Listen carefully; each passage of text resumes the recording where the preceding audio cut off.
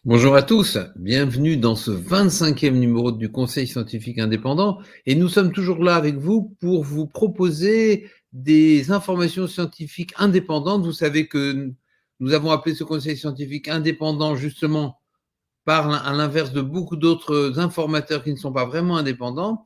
Et tous les membres de ce conseil scientifique sont totalement dépourvus de conflits d'intérêts. Et nous essayons tous les jours toutes les semaines, de vous donner des informations. Et beaucoup appellent le conseil scientifique Radio Londres. Il y a un petit côté comme ça, dans le brouillard actuel, dans la désinformation actuelle, nous essayons d'être une voix de clarté, scientifique avant tout. Voilà, alors aujourd'hui, nous avions d'abord Hélène Banoun. Oui, je suis là. Voilà. Bonsoir. Hélène, bonjour. Bonsoir. Bonjour, tu vas nous parler de l'immunité naturelle. C'est extraordinaire. Un jour, on finira par démontrer que c'est mieux de faire les bébés dans les ventres des femmes que dans les éprouvettes. Oui, c'est un peu ça, voilà. Je vais Voilà. vous parler de l'immunité naturelle qui est, bien sûr, comme on s'y attendait, bien meilleure que l'immunité vaccinale. Voilà. Merci. Jean-Dominique Michel. Bonsoir Bonjour, Olivier, bonsoir Hélène. Bonsoir. Heureux de vous retrouver. Alors, tu vas nous parler de l'éthique. Et de la propagande pour essayer de montrer comment est-ce qu'on arrive à faire croire aux gens que l'immunité vaccinale est meilleure que l'immunité naturelle, même si c'est évidemment faux. Eh oui. Donc, nous aurons aussi Emmanuel Darle. Bonjour Emmanuel. Bonjour à tous, bonsoir à tous. Encore ravi d'être parmi vous ce soir. Et Louis Fouché. Bonjour Louis. Bonjour Olivier, bonjour Jean-Dominique, bonjour Hélène, bonjour Emmanuel. Je suis ravi d'être avec vous pour ce 25e numéro. Heureusement qu'on tient la rampe, hein. Il faut tenir bon, parce que la guerre, c'est long. C'est ce qu'a dit, voilà, c'est ce qu'a dit quelqu'un de connu à mon épouse. Il a dit la guerre, c'est long, quoi. Donc il faut tenir le coup encore longtemps. Mais alors, voilà. Louis, comme tu as pas mal de choses et que tu ne vas pas pouvoir rester jusqu'au bout, je pense que ce serait bien que tu nous donnes un petit peu ton ressenti actuel avant de voguer vers d'autres obligations ce soir. Ouais, mon ressenti actuel, il y a une crispation qui est de plus en plus importante, en fait. Vous sentez avec la création de la commission Browner, finalement, une volonté d'éviter tout discours alternatif, en fait, et de créer une sorte d'inquisition, finalement, pour dire la vérité. Et ça, c'est extrêmement satisfaisant quelque part. Ça veut dire que ce qu'on fait est juste, utile. Moi, vous savez, je suis un éternel optimiste, donc j'ai toujours tendance à voir le verre à moitié plein. Quand la contrainte augmente, je me dis que c'est une chance, quoi. Elle nous aide à mieux savoir ce qu'il faut faire. Et donc, ça veut dire que ce qu'on fait est très, très utile sur Internet, sur les réseaux sociaux, et participe effectivement à redonner une vision du réel aux gens. Et je crois que vous en êtes tous partie prenante, en fait, tous les gens qui sont ici dans le conseil scientifique, mais aussi tous les gens qui nous regardent. Et le travail que vous faites de retweet, de re-Facebook, de relance dans le système est extrêmement important puisqu'il crée une sorte de mise en résonance des messages. Et cette mise en résonance, finalement, est toujours supérieure à à la somme des forces individuelles. C'est un peu comme quand les militaires sautent sur un pont, et s'ils sautent chacun à leur tour, il ne se passe rien. Mais s'ils comptent tous jusqu'à 3 et qu'ils font 1, 2, 3, blam, ils finissent par le faire effondrer. Donc, c'est ce qu'on cherche à faire, en fait, c'est la mise en résonance de toutes ces informations alternatives. Voilà. Donc parfois on est tenté de penser que le CSI, on pisse dans un violon, quoi. Ça sert à rien. Les gens continuent à aller à l'abattoir tranquillement, mais non, en fait, je crois pas. Je crois qu'au contraire, c'est très utile et qu'il faut continuer à tenir cette rationalité tant qu'on tient du bon sens et qu'on le tient ensemble. Ça permet de pas devenir fou. Alors je crois que c'est un des enjeux majeurs. On a tous eu cette parole-là, mais ils sont devenus fous. Qu'est-ce qui leur arrive? Je crois que c'est vrai. Je crois qu'ils sont devenus fous pour une bonne partie d'entre eux.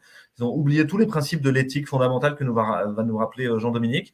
Que c'est ensemble, en se serrant les coudes, qu'on ne devient pas fou et qu'on reste cramponné au réel. Voilà, merci. Voilà. Oui, effectivement, il y a une propagande, mais si vous regardez sur Géodis les courbes de vaccination, vous voyez qu'elles sont totalement effondrées et qu'il n'y a presque plus personne. Et donc, effectivement, il y a la propagande officielle et il y a la réalité. Et il y a un énorme fossé. Ça les embête d'ailleurs énormément. Et on voit bien que dans les hôpitaux, ils ont rendu la vaccination obligatoire pour les soignants. Théoriquement, ils devraient suspendre 300 000. Ils en ont suspendu quelques milliers. Et ils sont déjà débordés. Et même à l'hôpital de Bordeaux, ils ont fait revenir des soignants suspendus non vaccinés parce qu'ils ne s'en sortaient pas. Donc, ils voient bien la limite. Ils sont confrontés au réel. Hein. C'est peut-être le réel qui est le plus important. Le réel est têtu. et la réalité va un jour les confronter. Et voilà. Ben, je peux dire un petit mot là-dessus, en fait, parce que c'est quelque chose qui est évident dans les textes de l'Union européenne et dans les textes du ministère de la Santé et puis dans les différentes grandes orientations de politique économique qui nous sont fournies chaque année aux États. C'est la volonté délibérée de détruire progressivement toute chose publique, toute chose construite. Et en fait, si vous prenez les différents directeurs d'hôpitaux aujourd'hui, ils sont mis en place uniquement pour faire des plans sociaux, pour dégraisser le mammouth, comme on dit. Et ils sont bien embêtés. C'est compliqué dans le droit social français et dans le droit du travail. Donc, il fallait détricoter le droit du travail. C'est très compliqué. C'est pas comme en Allemagne où ça a été fait par les différentes réformes Hart. En France, c'est plus compliqué. Or là, on leur sert sur un plateau d'argent, en fait, un plan social à bas coût qui leur permet de dégraisser la mammouth sans se salir les mains et en invoquant le prétexte du pass sanitaire. Donc, il faut bien imaginer que ces gens-là sont cyniques, en fait. Et si vous voyez le visage de certains directeurs d'assistance publique, dont une certaine qui est juste à côté de chez moi, vous voyez même sur leurs traits, dans leur morphologie, le niveau de violence et de brutalité dont ils sont en fait pétris. Quand vous regardez leur parcours aussi, pour certains, sont passés dans les Balkans, dans les zones les plus mafieuses de toutes, en fait, et leur formation a été complétée à cet endroit-là. Ben, vous savez que leurs intentions ne sont pas pures, en fait. Au contraire, leur intention est de détruire l'hôpital public, de détruire toute chose constituée. Pourquoi faire? C'est intéressant si vous regardez qui finance toujours les études qui démontreraient que l'hydroxychloroquine ne marche pas ou peu. Alors déjà, quand vous les regardez, souvent les résultats montrent que ça marche, mais c'est les conclusions qui sont en désaccord avec les résultats formels. Puis vous regardez, il y a toujours un financement par BlackRock ou Vanguard. Mais ça, vous le saviez déjà. Qui est toujours assis à la droite du maître dans le Conseil des ministres ou avec le président? Qui est toujours là alors que vous ne l'avez pas élu, alors qu'il n'a pas été nommé par qui que ce soit? Ce sont ces directeurs de BlackRock et Vanguard qui sont dans toutes les commissions qui décident de l'avenir de la politique sanitaire, par exemple, ou même de la politique scolaire. C'est BlackRock et Vanguard. Donc, je crois que petit à petit, les choses se décantent et que votre ennemi dit son nom et que vous devez l'identifier comme tel. Et une fois que vous l'avez identifié, bah, ça devient assez facile de lutter. Hein. Donc, voilà, bon réveil à tous. Toute cette politique sanitaire n'est pas pour soigner les gens. À preuve, le taux de mortalité qui ne fait qu'exploser dans tous les pays où on a mis en place les politiques de vaccination et le nombre de morts. Et donc, ça n'a aucun sens sanitaire. Par contre, ça a un sens économique et ça a un sens politique, celui de détruire la chose publique pour la vendre à des multinationales qui avaient déjà commencé à acheter nos États. Donc, voilà où j'en suis un peu de mes pensées, Olivier. Oui, et il y a BlackRock, Vanguard, et il monte le troisième larron, le troisième gangster qui est Street Estate, et à 3, il gouverne 18 000 milliards de dollars aux États-Unis. Voilà. Et effectivement, on a eu une nouvelle par le syndicat, on a énormément d'informations qui nous remontent directement des soignants, et donc sans passer par les journaux, sans passer par le filtre. Et par exemple, on sait qu'en neurologie au CHU d'Angers, alors qu'habituellement, ils ont une ou deux scléroses latérales amyotrophiques, vous savez, cette terrible maladie de Charcot qui est une des pires choses en médecine, eh bien, ils en ont une ou deux tous les 6 mois, et là, ils en ont eu une vingtaine en 2 mois. Donc, je ne savais pas que la SLA était une des conséquences, mais là, à moins que brutalement l'été ensoleillé ait déclenché des SLA, puisqu'il paraît que l'immunité naturelle n'existe plus, peut-être qu'un jour le soleil c'est mauvais, que ça donne des SLA. Bon, soyons raisonnables, il y a une hécatombe partout, et voilà. Et je suis tout à fait d'accord avec toi, Louis, quant au fait qu'effectivement le monde est gouverné. Il ne faut plus se poser la question de savoir si Big Pharma fait ci ou ça, mais il faut se poser la question de qui possède Big Pharma. Effectivement, les Big Three, et puis si vous rajoutez Soros et Bill Gates, et quelques-uns encore, vous avez à peu près les gens qui gouvernent le monde. Une poignée de personnes qui mettent cette dictature en place pour être toujours plus riches dans leur folie mégalomaniaque et délirante. Voilà. Allez, on rentre dans le vif du sujet. Louis, tu as encore un mot à rajouter? Non, merci, mais on n'a pas le droit de parler de tout ça. C'est pas scientifique.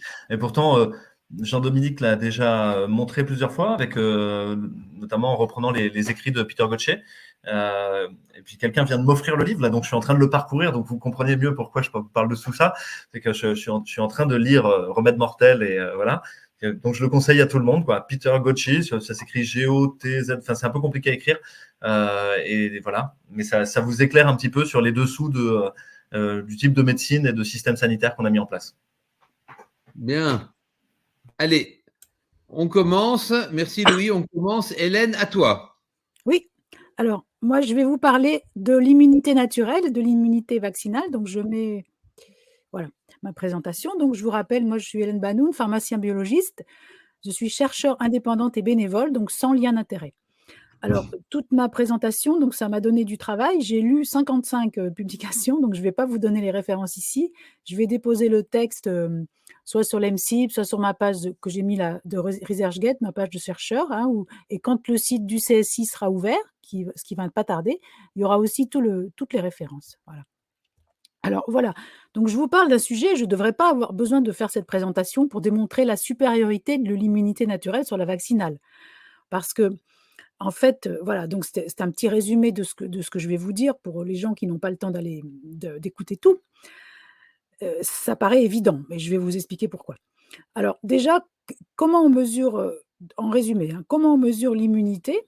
La méthode la plus simple et la méthode la plus courante, c'est l'étude in vitro, c'est-à-dire au laboratoire, de l'immunité humorale, c'est-à-dire des anticorps, et de l'immunité cellulaire, c'est-à-dire les cellules mémoire.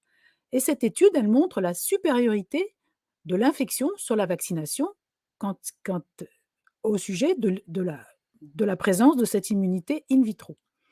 Et ceci est confirmé par la protection supérieure qui est conférée contre la Covid par une primo-infection comparée à celle induite par la vaccination. Ça, c'est ce qu'on trouve en Israël et au Royaume-Uni, donc les pays où on a beaucoup vacciné et très précocement. La suite de ce que je vous raconterai, ça sera sur l'évaluation courante de l'immunité vaccinale. Elle repose sur le dosage des anticorps qu'on dit neutralisants. Mais ce n'est sans doute pas le bon corrélat de protection. C'est-à-dire que ce n'est pas la bonne manière de mesurer la protection réelle. Sans doute, vous le verrez pourquoi. Par contre, l'immunité cellulaire, c'est-à-dire l'étude des cellules qu'on a dans le sang et qui ont la mémoire du virus rencontré, pourrait être le bon corrélat de protection. Et ce type de réponse, vous verrez qu'il pourrait être de moins bonne qualité chez les vaccinés que chez les infectés. Et enfin, avec tous ces inconvénients, on vous a déjà beaucoup parlé des effets indésirables de la vaccination, mais il faut savoir qu'ils sont sans doute supérieurs, il y en a plus chez les gens qui ont déjà été infectés que chez les sujets naïfs. Ce qu'on appelle un sujet naïf, c'est quelqu'un qui n'a pas rencontré le virus. De plus, quand on vaccine, la vaccination pourrait diminuer la capacité à réagir à de futurs variants. Quand on vaccine une personne qui a déjà été infectée, et vous verrez qu'elle a une bonne immunité, eh bien la vaccination pourrait brider cette immunité. Elle pourrait aussi modifier la réponse immune en diminuant la réponse à d'autres virus. Donc ça serait une modification non spécifique, une espèce de tolérance à d'autres virus. On a vu qu'il y avait réactivation de certaines maladies virales comme le zona herpès. Et enfin, on vient de se rendre compte que la vaccination pourrait réactiver des cancers et des maladies inflammatoires et auto-immunes. En quelque sorte, c'est une reprogrammation fonctionnelle complexe des réponses immunitaires innées. Je vous en parlerai un petit peu aussi. Donc, ce qui est important de voir, c'est qu'il faudrait explorer l'immunité naturelle d'une population avant de proposer une vaccination. Et vous verrez qu'on peut supposer que jusqu'à 50% de la population pourrait avoir été infectée dans certains pays. Alors, ça, c'était le résumé. Reprenons donc. Pourquoi je dois vous parler de cette différence entre immunité naturelle et immunité artificielle et de la prévalence, évidemment, de la supériorité de l'immunité naturelle? Parce que l'OMS, qui a été créée en 1948, jusqu'en juin 2020, il nous disait que lorsqu'on voulait atteindre une immunité collective dans une population, c'est-à-dire la capacité d'une population à être protégée globalement d'une maladie, bon, Vincent Pavant vous a bien expliqué, et d'autres personnes, que les seuils d'immunité collective étaient calculés de manière assez loufoque et qu'on pouvait pas s'y fier, mais quand même, l'OMS espère avoir une immunité collective contre les maladies. Eh bien, jusqu'en juin 2020, on nous expliquait que cette immunité collective pouvait être atteinte soit par la vaccination, soit par l'immunité développée par l'infection naturelle. Et puis, le 13 novembre 2020, l'OMS, finalement, ne parle que de la vaccination pour atteindre cette immunité collective. Là, ce sont des captures d'écran parce qu'en ce moment, si vous cherchez Evolution of Herd Immunity sur l'OMS, vous allez juste trouver le carré de droite, ici, puisque les autres ont disparu. Et là, on vous dit encore que pour la Covid, seule l'immunité artificielle est valable pour atteindre l'immunité collective, mais on précise quand même qu'on n'a aucune idée du seuil de population, du pourcentage de population à vacciner pour atteindre cette immunité collective. Donc, comme on n'a aucune idée, eh bien, par exemple, en Europe, on a commandé 4,7 milliards de doses pour 440 millions d'habitants, ce qui fait à peu près 10 doses par habitant. Comme ça, comme on ne connaît pas le seuil, ben, on se dit qu'avec 1000%, on va peut-être arriver à une immunité collective. Voilà, c'est un peu légèrement exagéré, me semble-t-il. Et l'Institut John Hopkins, qui vous donne les chiffres officiels de la vaccination, de la Covid dans le monde entier, pour eux aussi, l'immunité collective ne peut être atteinte que par la vaccination. Donc, voyons qu'est-ce qu'il en est de. Est-ce que vraiment l'immunité naturelle est si inexistante que ça?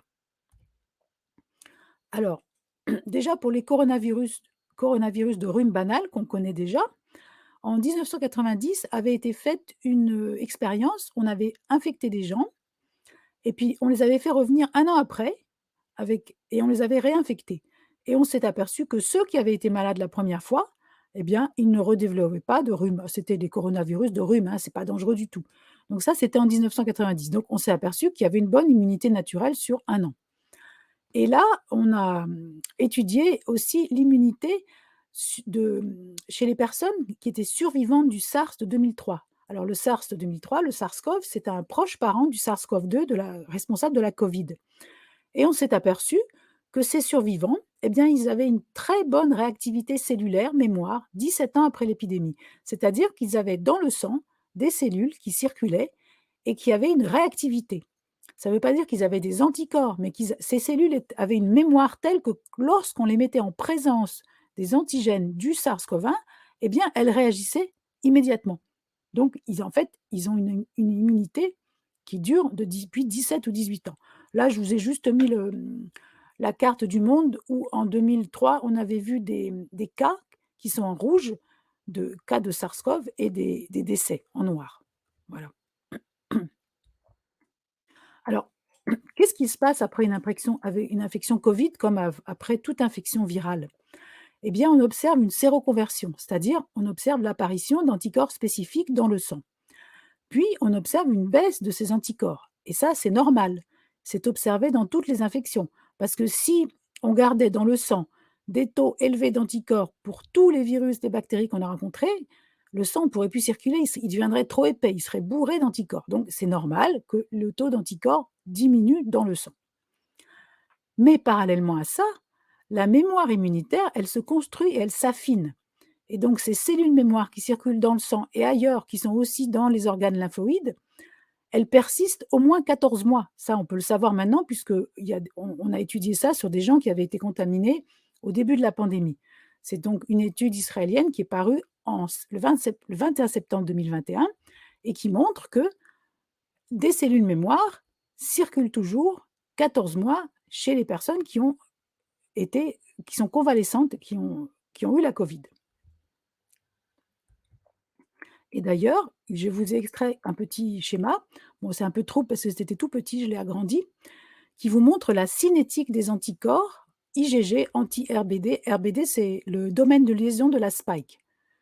Alors évidemment, on pourrait rechercher d'autres anticorps, mais les anticorps qu'on recherche en général, en majorité, c'est les anticorps contre la spike, puisque ce sont les anticorps qui sont induits par la vaccination. Donc, ça a été beaucoup développé. Mais évidemment, quand on rencontre le virus naturel, on a des anticorps contre un tas de protéines du virus. Et donc, vous voyez ici, en rouge, on a la courbe des convalescents non vaccinés. On voit que ça diminue. Jusque là, on arrive à 300 jours, ça diminue, mais il y a quand même un taux important qui reste. Et en bleu, vous avez la courbe des vaccinés 2 doses, mais qui n'ont pas été infectés. Et vous voyez que là, ça diminue beaucoup plus vite et qu'à 200 jours, on arrive pas loin de zéro, même à zéro. Voilà. Donc ça, ce sont pour les anticorps anti-domaine de liaison de la spike, qui sont dosés chez les vaccinés et chez les convalescents dans ce cas-là. Donc, on vient de voir que chez les convalescents, au bout de 14 mois, il y avait encore des anticorps Et surtout, il y avait des cellules mémoire, des cellules qui circulent et qui sont capables de réagir immédiatement si un nouveau virus se présente. Et tout ceci est corrélé et confirmé par le fait qu'on observe très peu de réinfections chez les gens qui ont été infectés. De nombreuses publications, dont vous avez une référence ici, montrent que le taux de réinfection est très faible. Il est inférieur à 1%. Alors, il faut voir, oui, voilà, je vous reparlerai après de ce que c'est qu'une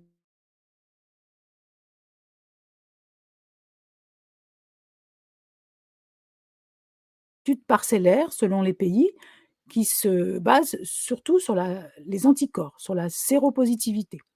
Par exemple, au Kenya, il y aurait plus de 33% de la population qui serait séropositive déjà en novembre 2020. Depuis, ça a dû augmenter.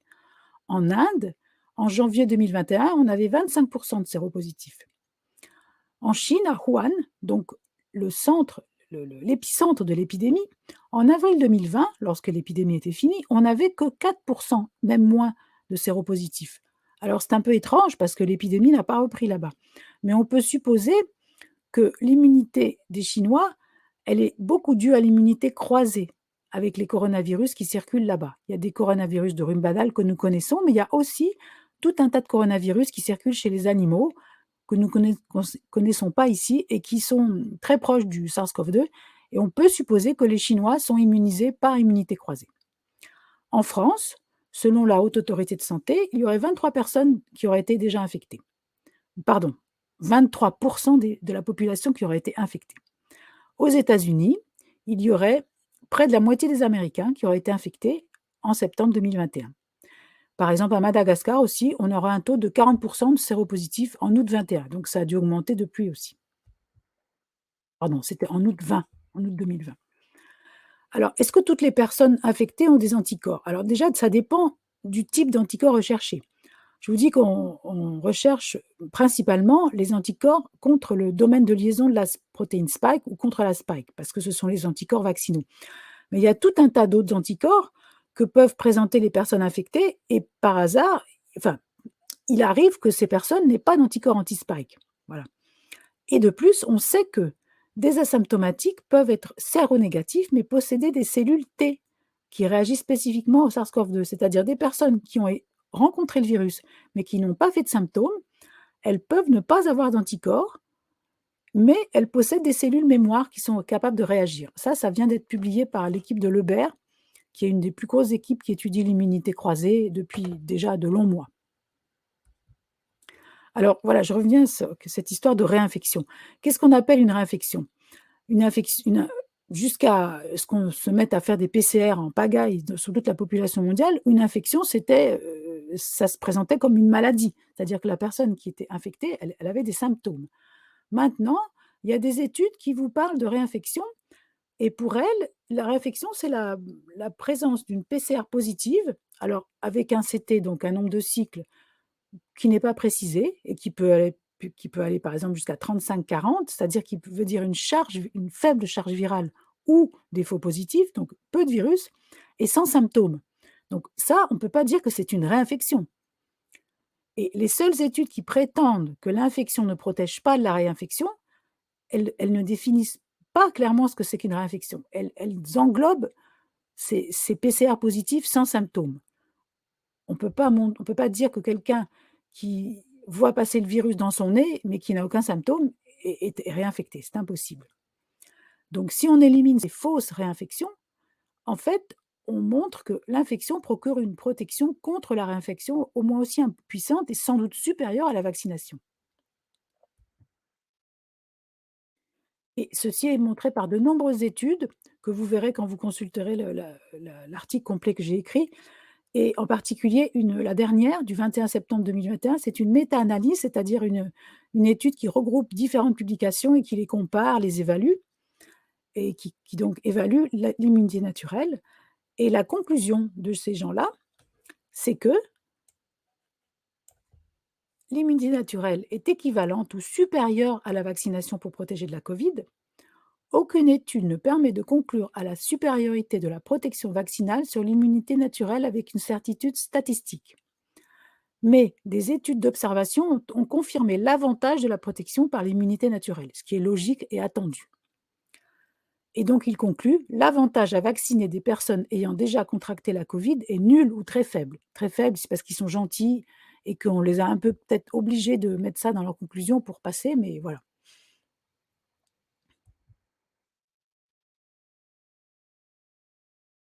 Ah, j'ai un petit problème de... Ça ne circule plus. Voilà, la prochaine. Donc, je reviens sur les histoires des anticorps neutralisants.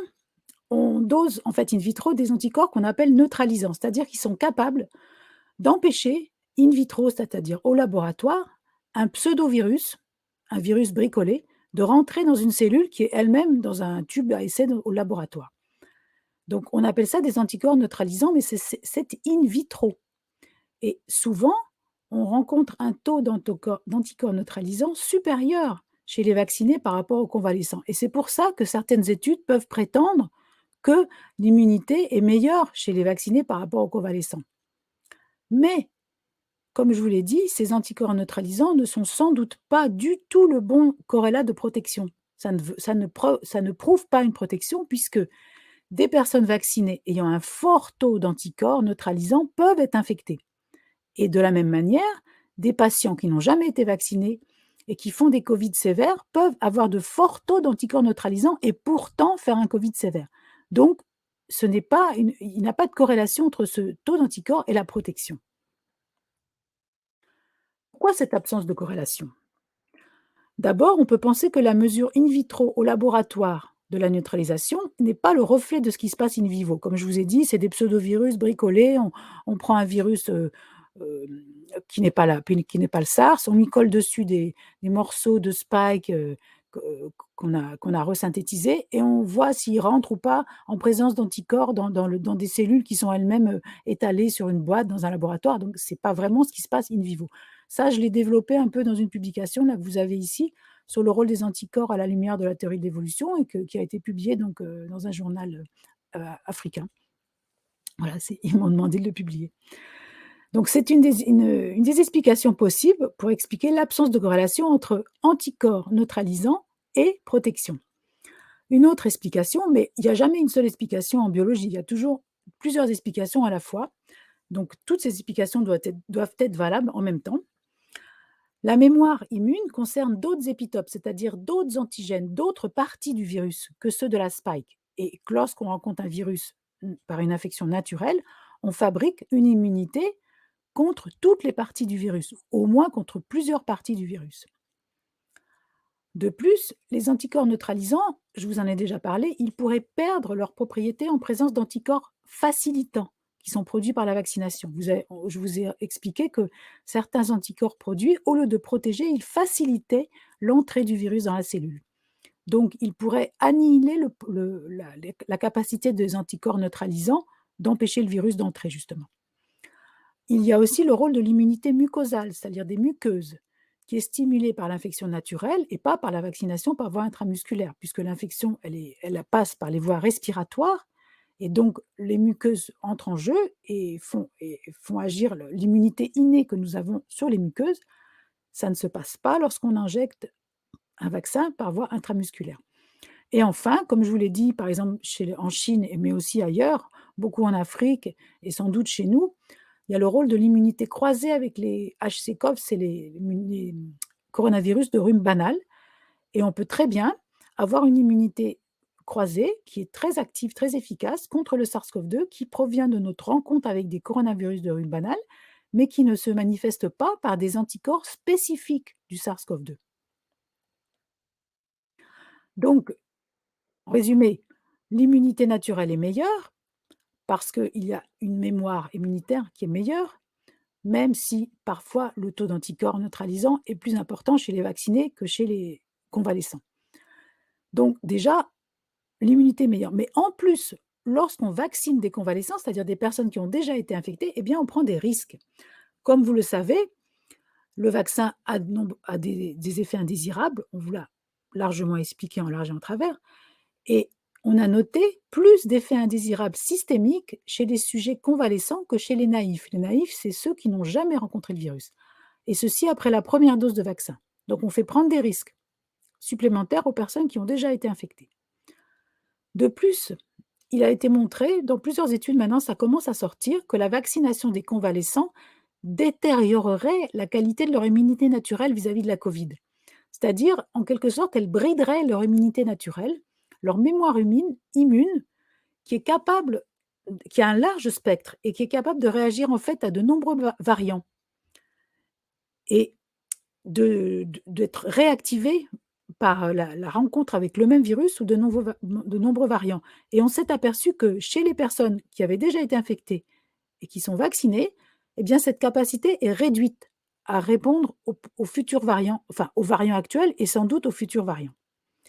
Et enfin, je vous ai parlé aussi du risque de remodelage de la réponse immunitaire innée à d'autres pathogènes, c'est-à-dire qu'il y aura une espèce de tolérance au virus, à d'autres virus, comme par exemple, on a observé de nombreuses réactivations de zona herpes, du virus de l'herpès, suite alors à la Covid, mais aussi suite au vaccin.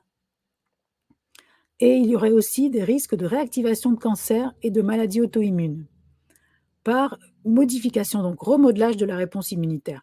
Et là, il faudra parler un jour quand même du rôle de l'épigénétique, c'est-à-dire que ce remodelage, il va durer dans le temps, parce que même si on ne modifie pas nos gènes, on modifie l'expression de ces gènes. Et donc, une immunité entraînée qui a pris un entraînement à se fixer, se focaliser sur une protéine bien précise, la spike protéine, eh bien, elle va être un peu bridée. Il y aura une surexpression de cette immunité contre cette spike, toujours la même, hein, je vous rappelle, on injecte toujours, enfin, on fait produire toujours l'équivalent de la spike de 2019. Il y aura une immunité toujours qui va se focaliser là-dessus, mais qui va du coup brider l'immunité contre les variants et les autres spikes différentes qui peuvent apparaître avec le temps.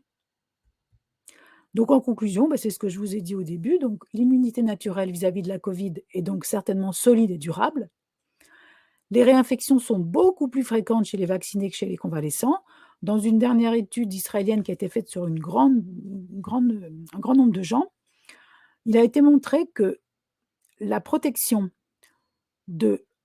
contre l'infection par l'immunité naturelle, c'est-à-dire contre une première infection, est 27 fois supérieure à la protection par la vaccination. C'est-à-dire, en fait, c'est l'inverse. Les vaccinés ont 27 fois plus de risques d'attraper la Covid que les gens qui ont fait une infection et qui donc ont une immunité naturelle. Donc, aussi en conclusion, la protection contre la Covid dépend de la mémoire immunitaire qui persiste longtemps après l'infection et elle semble de meilleure qualité que celle conférée par les vaccins, en particulier dans la réponse aux variants. Comme je vous l'ai dit, il y a plus d'effets indésirables chez les convalescents après vaccin que chez les personnes qui n'ont pas rencontré le virus. Et enfin, malheureusement, il y a une reprogrammation délétère de la réponse immune innée par le vaccin. Voilà, si vous avez des questions. Merci beaucoup Hélène pour cet exposé et j'ai envie de dire, ne retenir qu'une seule chose, la nature est bien faite, elle est beaucoup mieux faite que tout ce qu'on peut faire en dehors. Et quand tu énumères les différentes parties, la perturbation de l'immunité naturelle acquise par la vaccination, l'effet largement supérieur de l'immunité naturelle par rapport à l'immunité vaccinale, ça veut dire que la nature est bien faite. C'est ce qu'on sait depuis très longtemps, mais ce que la médecine semble oublier. Et c'est vrai que ça veut dire réserver le vaccin à ceux qui ne pourraient pas prendre le risque de tenter l'expérience de l'immunité naturelle, c'est-à-dire une petite frange de la population. C'est ce que nous avait dit Raoult dès le début. Les personnes âgées avec des comorbidités pour lesquelles il vaut mieux prendre le risque du vaccin que le risque de la maladie. Ou là, le rapport bénéfice-risque. Mais c'est clair que si on avait laissé promener tous nos jeunes en disant « embrassez qui vous voulez le plus possible, on protège les vieux », pendant ce temps-là, vous faites immunité naturelle, il y aurait eu 0 mort, on aurait une immunité naturelle extraordinaire, mais on aurait quand même eu quelque chose qui est clair et qu'on voit bien dans le fait qu'on demande aux gens qui ont une immunité naturelle de se vacciner, c'est qu'on n'aurait pas eu de QR code pour toute la population. Et l'objectif, il faut bien le reconnaître aujourd'hui, c'est probablement pas le Covid, c'est le QR code pour la totalité de la population. Allez, Je vous laisse réagir. Alors, je vois une question là, pardon. Comment savoir si on est immunisé après une réaction immunitaire cellulaire? Alors, on peut doser l'immunité cellulaire, mais c'est très spécialisé, ça se fait dans des labos spécialisés, ça a été fait dans les publications que j'ai lues en recherche. Voilà. Donc, il faut prendre du sang, il faut isoler les globules blancs et il faut les faire réagir avec des protocoles assez spécialisés contre des antigènes du virus et voir si les cellules réagissent. Ça ne peut pas se faire en routine, mais ça se fait quand même. Il y a des labos qui font ça, voilà. Alors, ça coûte assez cher et c'est pas remboursé, évidemment, voilà. Et c'est sans doute, à mon avis, pas reconnu. La seule chose qui est reconnue, c'est la sérologie, voilà. Ouais. Emmanuel, Jean-Dominique, vous voulez réagir? Oui, il y a une question dans le chat qui revient aussi par rapport au taux d'anticorps. Est-ce qu'il y a en fait une mesure par rapport au taux d'anticorps, qu'on pourrait un taux minimal avec lequel on pourrait considérer qu'on est immunisé contre le Covid ou pas? Oui, quand les gens font des sérologies, ils ont un résultat de laboratoire qui leur donne un taux et qui leur dit, vu le taux que vous avez, c'est positif, vous êtes immunisé ou vous n'êtes pas immunisé. Oui, oui. Bon, alors, le problème, c'est que, voilà, comment on a défini ce taux et comme je vous ai dit, ce n'est pas un bon corrélat de protection. En fait, les anticorps, c'est un témoin de rencontre du virus. Ça ne veut pas dire qu'on est protégé, c'est juste un témoin. Ça veut dire, oui, vous l'avez rencontré. Mais immunisé, pas immunisé, c'est pas les anticorps qui donnent l'immunité. Enfin, puisqu'on a vu qu'il y avait des gens qui étaient malades avec des forts taux d'anticorps et des vaccinés avec des très forts taux d'anticorps qui attrapent quand même la Covid. Voilà. Donc, c'est un témoin, voilà. On a fait une corrélation, si vous voulez, entre les gens qui ont été infectés de manière certaine, et c'est dans des études spécialisées, et on a vu que ceux-là avaient toujours des taux d'anticorps qui étaient supérieurs à un tel taux, selon la technique utilisée, évidemment, parce que ça dépend des techniques. Et on s'est dit, bon, donc, il y a une corrélation entre le fait d'avoir été infecté et le fait d'avoir ce taux d'anticorps. Mais ça ne veut pas dire protection. Voilà. Et j'ai une autre question, si on me permet, en fait. Question qui revient assez souvent. Est-ce que la vaccination peut favoriser notamment l'émergence de maladies auto-immunes? Enfin, l'apparition, pas l'émergence. Excusez-moi. Alors, l'émergence, là, ce qu'on voit, c'est on a beaucoup de témoignages, de remontées de maladies auto-immunes qui sont exacerbées, qui sont réactivées. Il y a des maladies auto-immunes qui apparaissent aussi. Dans les effets indésirables, c'est tout à fait visible dans tout ce qui est recensé sur les bases de données. Et donc là, il y aurait une explication biologique, c'est que justement, le vaccin fait un remodelage de la réponse immunitaire innée. Mais on peut supposer que ce n'est pas seulement ce vaccin-là, c'est un peu tous les vaccins, parce que ça agit sur l'immunité de manière forcément artificielle, donc ça la modifie, quoi. Voilà. Et les gens qui ont une prédisposition, soit qui avaient déjà une maladie auto-immune, soit qui ont une prédisposition, ils peuvent réactiver cette maladie ou en provoquer une nouvelle, quoi. Enfin, être sujet à une nouvelle maladie, voilà. C'est possible, oui. Oui. Alors, c'est assez intéressant parce que il y a une interview qui est passée dans Le Point le 15 juillet, une interview de Stéphane Bancel qui est passée un peu inaperçue. Stéphane Bancel, vous savez, c'est le fondateur de laboratoire Moderna. Et donc, on l'interroge sur les vaccins et il dit, on lui dit, faut-il rendre la vaccination obligatoire? Et Stéphane Bancel, donc le patron de Moderna, répond, je pense que c'est compliqué. Malgré une très bonne efficacité et un bon profil de sécurité, c'est compliqué pour des personnes qui ont le cancer ou des maladies auto-immunes. Il dit, vous êtes peut-être en bonne santé, moi j'ai la chance de l'être, mais ce n'est pas le cas de tout le monde.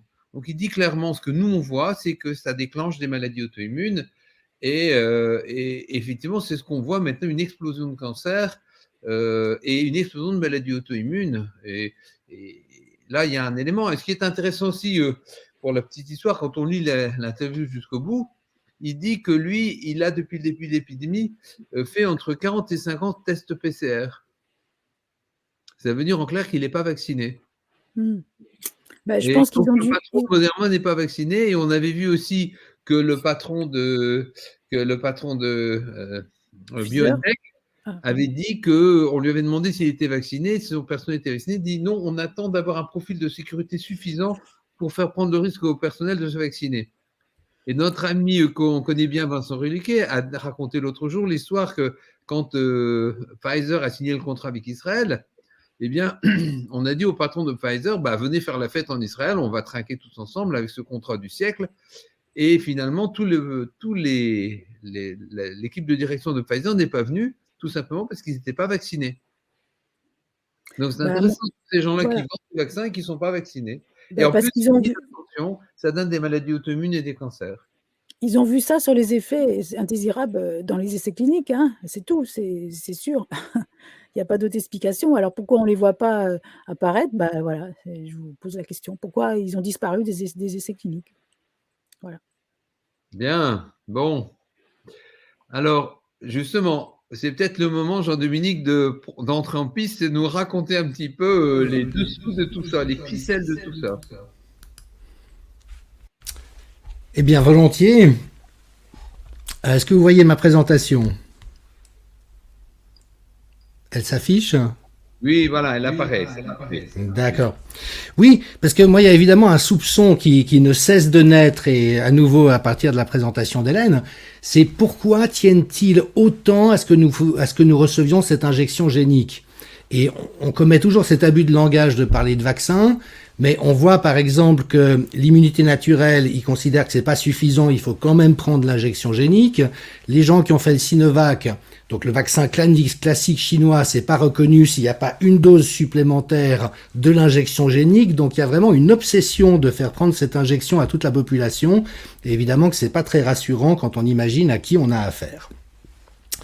Alors, moi, je vais poser un certain nombre de questions qui me paraissent importantes, et notamment autour du rappel de certaines valeurs fondamentales éthiques en santé publique, qui aujourd'hui sont passées par la fenêtre comme un certain nombre de repères fondamentaux.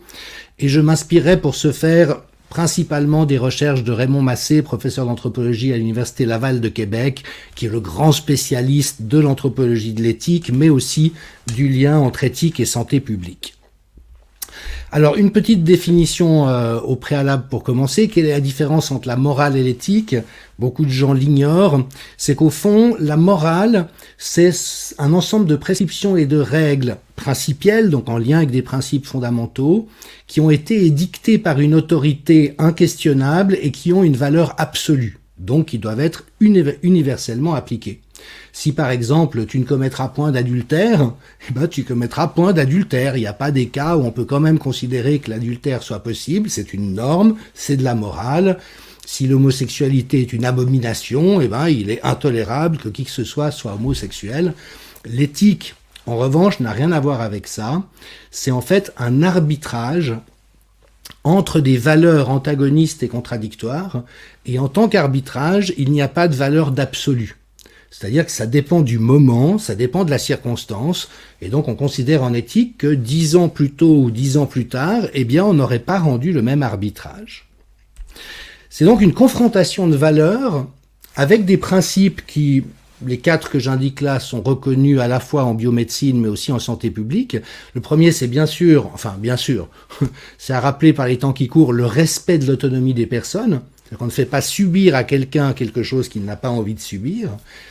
Le second, c'est la bienfaisance ou la non-malfaisance, c'est-à-dire qu'on veille à ce que l'intervention soit bénéfique pour la personne et ne lui nuise pas. On a le souci d'assister des personnes ou des groupes en danger, et donc de ne pas être indifférent à la détresse de certaines personnes ou de certaines populations.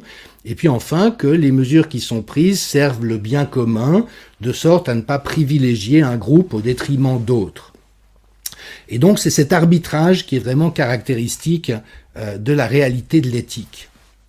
Alors pour donner juste un exemple qui parlera à tout le monde, si jamais on prend le domaine de la santé mentale, où on sait qu'il y a des personnes qui peuvent temporairement perdre la capacité de discernement et se mettre en danger, parce qu'elles décompensent, elles sont dans des états psychiques douloureux, qu'elles sont à risque de se causer du tort à elles-mêmes ou à d'autres personnes, eh bien on voit qu'il y a bien sûr d'un côté le respect de l'autonomie des personnes, on évite de les contraindre à quoi que ce soit autant que possible, mais par ailleurs, si la personne se met en danger ou met d'autres personnes en danger, il y a un moment donné où il faut intervenir malgré tout, et donc c'est dans cet arbitrage difficile qu'une décision va être prise, mais qui est toujours circonstanciée à une situation ou à une personne.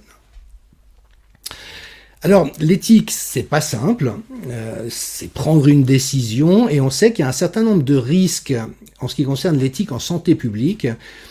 Le premier étant que c'est une entreprise normative. On définit ce qui est bien et ce qui est pas bien, malgré tout, et donc il y a un risque de dérapage vers des formes de paternalisme ou de mécanismes de contrôle social, c'est-à-dire d'édicter des normes qui évidemment ont une part d'arbitraire.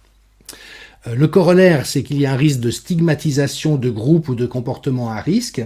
Donc on se souvient tous par exemple qu'au début de l'épidémie de sida, il y a eu une réelle préoccupation de santé publique de ne pas stigmatiser notamment les communautés homosexuelles, et vraiment quelque chose qui a tenu dans l'éthique collective à ce moment-là, qui malheureusement ne tient pas aujourd'hui dans des circonstances différentes.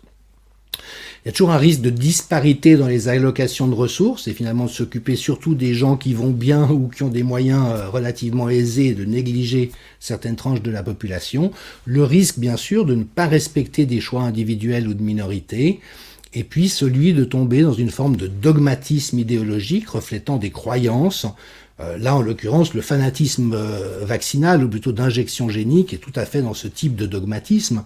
C'est-à-dire qu'on voit que même si les informations qui nous reviennent de la réalité contredisent un certain nombre d'éléments de ces dogmes, c'est très difficile pour les pouvoirs en place d'en tenir compte. Alors, je revisite très rapidement ces dangers qui ont été identifiés depuis longtemps. C'est des textes qui, pour l'essentiel, datent d'avant les années 2000. Mais donc, un des risques, c'est de déboucher sur une construction culturelle du blâme et des jugements moraux posés sur les groupes à risque. Alors évidemment qu'on est en plein dedans.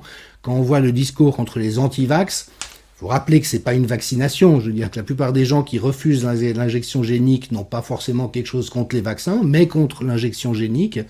Et on voit qu'il y a effectivement un processus de stigmatisation, de dénonciation, de blâme, avec de surcroît quelque chose de redoutable qui est de faire croire qu'ils sont un danger pour les autres.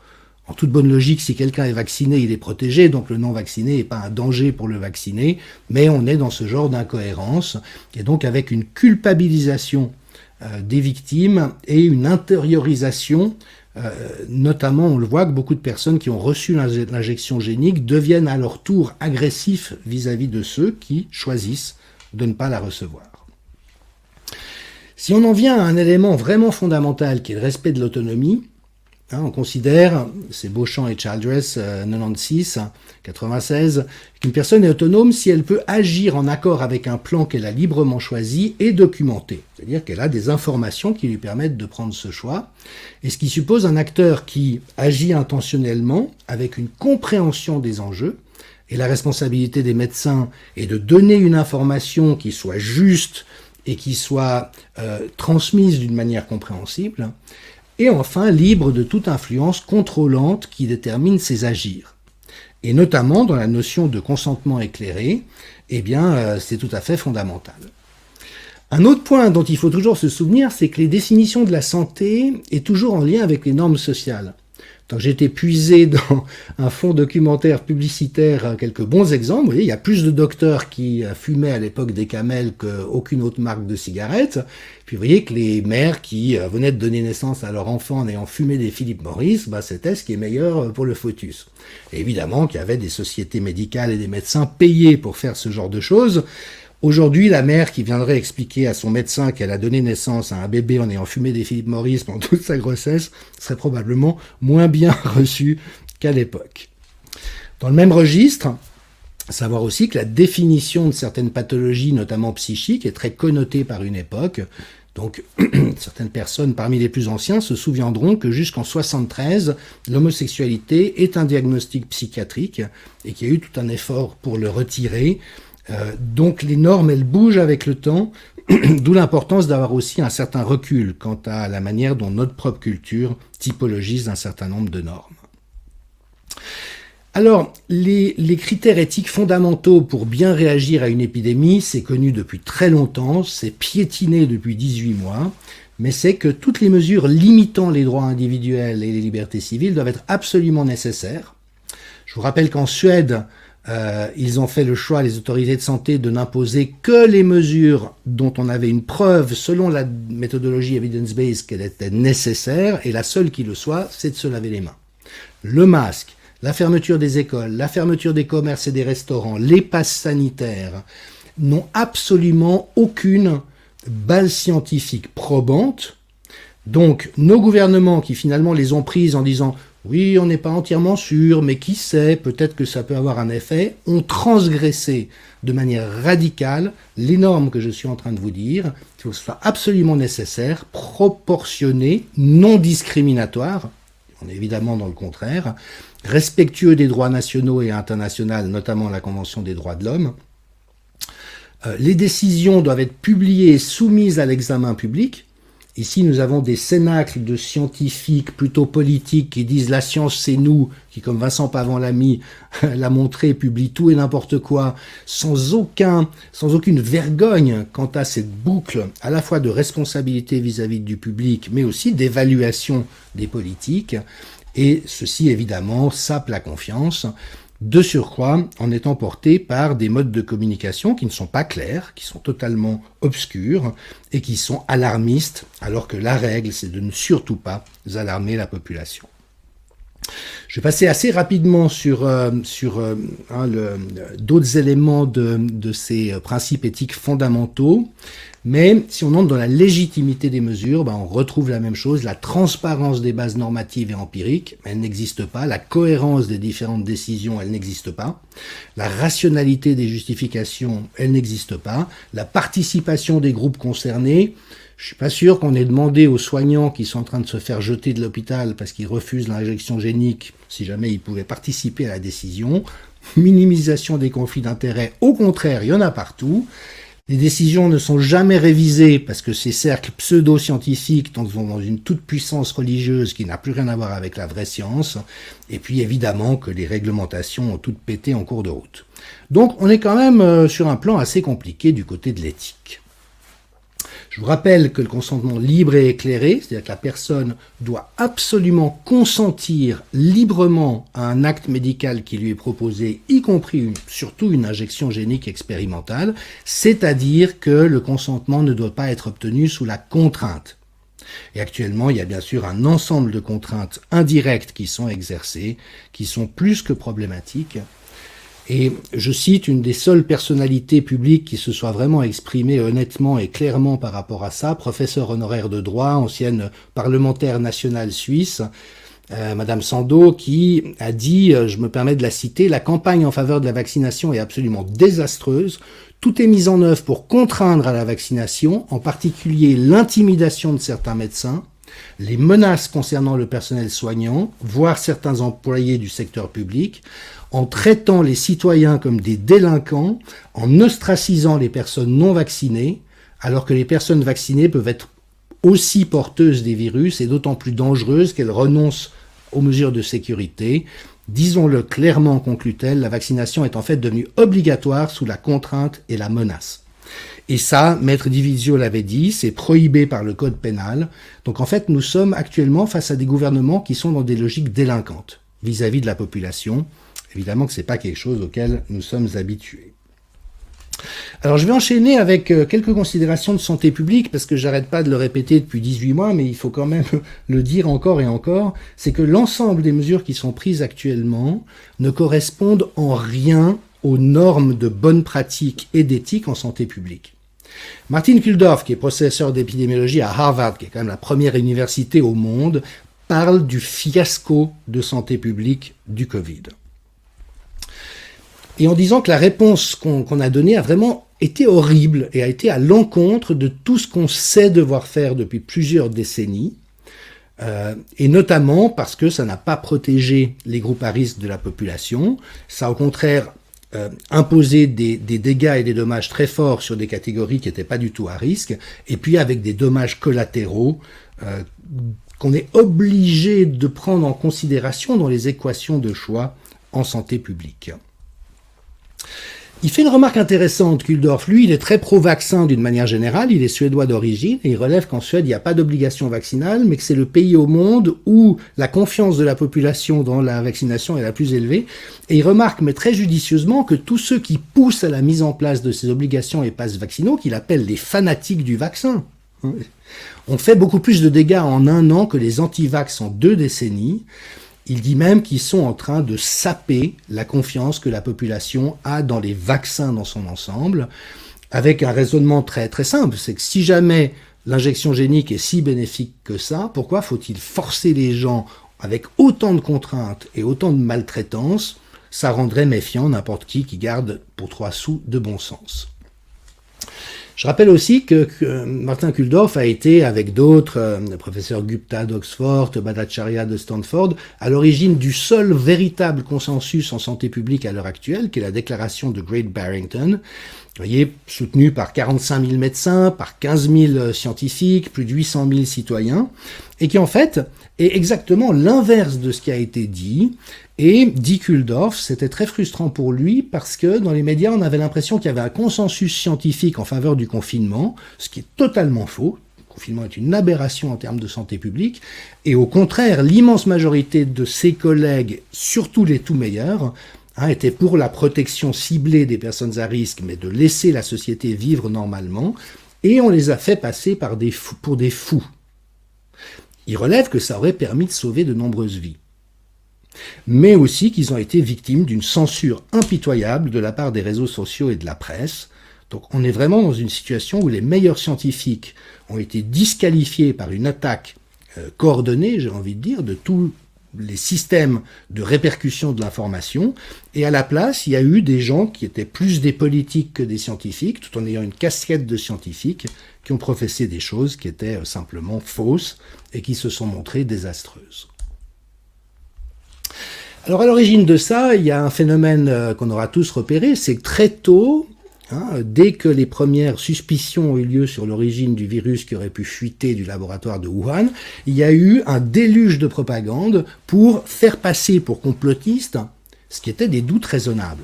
Et Ariane Walter répète que le sens du fact-checking, par exemple, à l'origine, c'est de savoir que les autorités ont tendance à mentir ou à essayer de noyer le poisson, donc les journalistes essayaient de voir si dans le discours des autorités, les choses étaient vraiment comme elles les avaient dites. Et en 1 année et demie, le fact-checking est devenu autre chose, c'est devenu la destruction systématique et contre toute vérité de tout discours dissonant, et notamment de celui à qui profite le crime. Alors je passerai très rapidement sur des slides parce que j'ai déjà fait de nombreuses présentations là-dessus, mais je rappelle quand même que d'après les meilleures universités, les meilleurs spécialistes, il y a un état de corruption systématique dans la recherche médicale, la production de connaissances, la pratique de la médecine, la sécurité des médicaments et la surveillance du marketing. La corruption, c'est quoi si ça n'est pas du complot ? C'est quand même des gens qui se mettent d'accord entre eux d'une manière qui est soit illégale, soit immorale, pour générer autre chose que ce qui va dans le sens de la population. Je rappelle que le rapporteur de la Commission des droits de l'homme des Nations Unies dit « La santé est l'un des secteurs les plus corrompus », la Commission européenne « La vulnérabilité à la corruption est généralisée », le fameux livre que Louis a rementionné en entrée, il faut le lire, c'est vraiment comment l'industrie pharmaceutique a corrompu les services de santé et est devenue une industrie criminelle marquée par un mépris moralement répugnant pour la vie humaine. Et je rappelle que ce livre, écrit par un des meilleurs connaisseurs au monde des données médicales, a reçu le prix de l'Association médicale britannique en 2014. Donc tout ce qui est dedans est sourcé aussi rigoureusement que ça l'est, mais donc nous sommes bel et bien dans un système criminel et mafieux. Donc après, dire que ceux qui se permettent de le faire remarquer sont des complotistes, on voit bien l'élément de propagande évident. La Commission européenne, qui reconnaît par beau temps que la corruption est un problème, quand les pharma ont l'occasion de faire du pognon, elle magouille d'une manière absolument abominable. Michel Rivasi nous a entretenu un certain nombre de fois. Et puis là, on retombe sur ce que Hélène a évoqué, c'est-à-dire que même au niveau de l'Organisation mondiale de la santé, vous voyez que la définition de l'immunité collective avant le 9 juin 2020, en tout cas jusqu'au 9 juin, c'était quand une population acquiert une immunité, que ce soit par une vaccination ou du fait d'avoir été infecté par le virus, et puis que quelques mois plus tard, on a évacué l'immunité naturelle, et donc l'immunité collective est un concept utilisé pour la vaccination, si un certain taux de vaccination a été atteint, et il précise l'immunité de groupe est obtenue en protégeant les gens du virus, sous-entendu en les vaccinant, et non pas en laissant les gens être exposés au virus. C'est-à-dire qu'au fond, l'OMS a jarté la définition de l'immunité naturelle, et ça, je me demande comment est-ce que les médecins peuvent, en leur âme et conscience, vivre avec un truc pareil. Enfin, ça a l'air d'être le cas. Alors, on va faire maintenant un petit parcours dans la réalité de la propagande. J'ai hésité à un moment donné à faire un Propaganda Awards, vous voyez, une remise des Césars de la propagande, parce que vraiment les médias ont été extraordinairement créatifs, et la propagande entendue comme l'art de vendre des mensonges d'une manière efficace. Alors, par exemple, il y a les infographies. Là, à gauche, vous avez une infographie mois d'octobre 2020 en Suisse. Donc, vous voyez que le 4, 5, 6 et le 8 octobre, on est à un maximum de décès, un décès du Covid pour le pays. Et puis, il y a des incrémentations de 0,2 qui permettent de monter des colonnes absolument phénoménales. Et donc, un internaute qui se dit que, voilà, on ne sait jamais, si jamais on pouvait être à quart mort ou à un cinquième mort, ça peut peut-être faire avancer la science. À gauche, vous avez un comparatif de la deuxième vague et de la quatrième vague en bas d'écran. Vous voyez que la quatrième vague est évidemment beaucoup plus sévère, mais quand vous mettez les bons chiffres en haut, vous voyez que c'est une vaguelette en comparaison de la situation épidémique à l'automne. Et donc l'internaute s'excuse de ne pas avoir mis le petit logo du méchant virus pour aller dans le sens de ce qui a été publié par la presse. Des choses complètement invraisemblables, étude de l'école polytechnique fédérale de Zurich qui expliquait que Dieu merci on avait fermé les écoles, ça a permis de réduire considérablement le nombre de nouveaux cas de coronavirus. On sait aujourd'hui que c'est totalement faux, des études bidons de modélisation sorties de nulle part.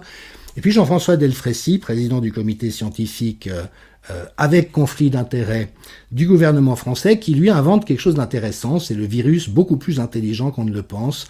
Ça tient au fait que, en réalité, le virus du cerveau est beaucoup plus développé que ce qu'on s'était dit à l'origine. Mais il faut mesurer le degré de délire de ce genre de formulation. Alors oui, Hélène, en haut à gauche, immunité, mieux vaut être vacciné que guéri. Une professeure des hôpitaux universitaires de Genève est venue expliquer ça. Au centre, la médecin cantonale, il est impressionnant de voir combien la vaccination est efficace au mois d'avril. Bon, quelques mois plus tard, on est un petit peu moins convaincu. Les effets indésirables, vous voyez qu'ils sont à 62% non graves. Oui, ils sont quand même à 38% graves, ce qui est énorme pour une campagne d'injection génique, mais enfin, si on présente les choses de la bonne manière, et puis bien sûr, l'idée chemise qu'une troisième dose, voire plus, soit nécessaire, mais puisque c'est efficace et sans danger, ça se laisse comprendre. Après, il y a toutes ces narrations, vous voyez, un quotidien suisse qui va chercher un cas aux États-Unis, opposé au vaccin, il a subi une double greffe de poumon. Sur le point d'être attubé, au Canada à droite, des patients implorent de recevoir le vaccin, si j'avais su. En bas à droite, un homme qui est mort à l'hôpital du Covid après avoir été vacciné 2 doses, et sa fille qui explique que c'est à cause des soignants qui n'ont pas été vaccinés. C'est pas parce que le vaccin n'a pas marché pour le père. Puis au milieu, un cas sans doute vrai d'un sportif de 50 ans sans facteur de risque qui s'est retrouvé à l'hôpital. C'est très rare, ça tient à un facteur génétique de vulnérabilité, mais enfin, évidemment que ça fait un très bon papier. Du coup, la perspective d'une 3e dose séduit un lecteur sur 2. Oui, il faut rendre le vaccin sexy pour les jeunes. Les sans-papiers se sont rués sur la vaccination dès qu'elle a été accessible. Pourtant, ils n'ont pas la télé, donc... Et puis à droite, le président de la Task Force suisse qui lui expliquait au mois d'août qu'en 8 semaines on pouvait mettre fin à l'épidémie, comme le cas d'Israël l'a montré. Enfin, je crois qu'on mesure tous le degré de délire de ces discours, mais qui pourtant sont martelés jour après jour. L'éthique, parlons-en. Le président de la commission cantonale d'éthique de Genève qui dit que payer les gens pour qu'ils se fassent vacciner, je rappelle le consentement libre et éclairé, sans pression, ni la carotte ni le bâton, mais lui, dans son sens de l'éthique à lui, ça pose aucun souci. Pousser les gens à se faire vacciner, même en leur appliquant des contraintes s'ils ne le font pas, c'est tout à fait OK pour une professeure de marketing social. Et puis, parce qu'ils ne manquent pas de créativité, ils inventent une loterie à 24 000 francs, 20 000 euros, pour booster la vaccination. Il n'y a pas de petite influence. Il y a évidemment le salissage des opposants. Donc l'IB qui fait très fort, vous voyez, l'opposition au pass sanitaire évoque irrésistiblement ces enfants insupportables qui ont été élevés dans l'idée qu'ils sont le centre du monde et que toute atteinte à leur volonté est une offense. Et les mecs, c'est une injection génique expérimentale dont personne ne connaît les effets à moyen et long terme. Il y a peut-être quand même des raisons pertinentes pour lesquelles on peut choisir de ne pas se soumettre à cette expérimentation, mais pas du point de vue de la rédaction de Libération en tout cas. Et puis Véran, qui n'est pas en reste dans ce genre de choses, lui il dit que les aides-soignantes en larmes parce qu'elles vont perdre leur travail, c'est de la propagande et que c'est monté en épingle. Donc ça, c'est ces processus d'inversion accusatoire, c'est-à-dire qu'ils ne cessent d'être dans la propagande, mais ils accusent ceux qui ne le sont pas d'y être eux-mêmes. Bien sûr qu'on en rajoute des couches pour les enfants, qui ne sont pas touchés par la maladie, qui sont très peu contaminateurs, mais ça pourrait devenir une maladie d'enfant. Et puis on trouve toujours des virologues qui disent qu'on est beaucoup trop lax et qu'il faut serrer la vis, parce que quand même. Les changements, toujours assez amusants, les décodeurs qui, non, les tests PCR ne mettent pas le cerveau en danger, zut, quelques mois après, si, c'est pas sans risque.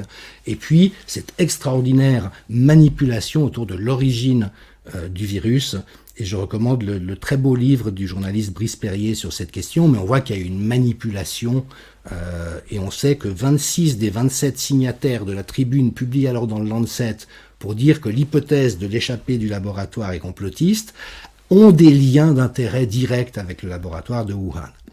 Donc on est en pleine crapulerie. Ça, en Suisse, c'est une nouveauté. Donc, ils ont réussi à prétendre que les anti-vax, soi-disant se radicalisant, comme les islamistes, étaient à risque de prendre d'assaut le palais fédéral. Donc là, on est vraiment dans une dystopie. Et puis, vous voyez que la police a dû repousser des manifestants, et lors de la deuxième manifestation à Berne, les manifestants, étant donné les violences policières de la première, avaient choisi de déposer des fleurs devant les policiers. Vous voyez, les policiers ont dû tirer des balles en caoutchouc et lancer des gaz lacrymogènes contre des gens qui déposaient des fleurs. Voilà. Ce dont la presse est capable aujourd'hui.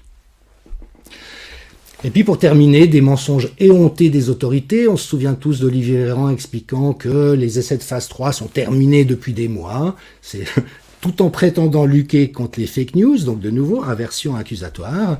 Et Le Monde relève que si certains internautes se contentent de souligner la méprise d'Olivier Véran, beaucoup font preuve quand même de mauvaise foi ou versent dans la désinformation. Et dans le bandeau de recherche Google, vous voyez que Le Monde fait de l'exégèse, qu'a surtout voulu dire Olivier Véran, et qu'au fond, il n'avait pas si tort que ça. Alors qu'on est dans du mensonge d'État, dans la manipulation, et dans quelque chose qui, dans une démocratie normale, aurait dû lui valoir son poste. Et c'est ça. On est face à des autorités qui aujourd'hui sont délinquantes, sont criminelles, qui mentent éhontément. Je rappelle la définition du pervers narcissique selon Racamier, l'inventeur du concept, c'est quelqu'un pour qui un mensonge réussi vaut une vérité. Donc juste rappeler quand même un certain nombre de choses. Gouvernement suisse, mois d'avril, lorsque tous les adultes qui le souhaitent auront été pleinement vaccinés, on lèvera toutes les mesures. On est au mois de septembre, tous les adultes qui le souhaitaient ont été pleinement injectés géniquement, on impose le pass sanitaire. Emmanuel Macron qui répète au mois de décembre que le vaccin ne sera jamais obligatoire, et puis au mois d'avril que le pass sanitaire ne sera jamais un droit. Donc ce sont des gens qui n'ont plus aucun scrupule, aucune vergogne à dire tout et n'importe quoi, dès lors qu'ils peuvent dérouler l'agenda. Et nous sommes aujourd'hui, malheureusement, dans cette situation dramatique où nous sommes sous le joug d'autorités qui sont devenues psychopathologiquement perverses. Ce n'est pas un jugement de valeur, c'est vraiment une analyse des mécanismes dans lesquels ils sont. Alors, au moins, la confiance envers les médias se dégrade, c'est un peu la moindre des choses. Et puis, alors, pour revenir aux fondamentaux, et je recommande à tout le monde la lecture de ce livre du professeur Daniel Colomb, qui est la meilleure somme de connaissances aujourd'hui. On est dans de la propagande d'État extrêmement violente, qui discrédite l'adversaire, prétend faire les choses pour le bien de la population, instrumentalise la science corrompue et prostituée, donne l'impression d'avoir l'opinion de son côté.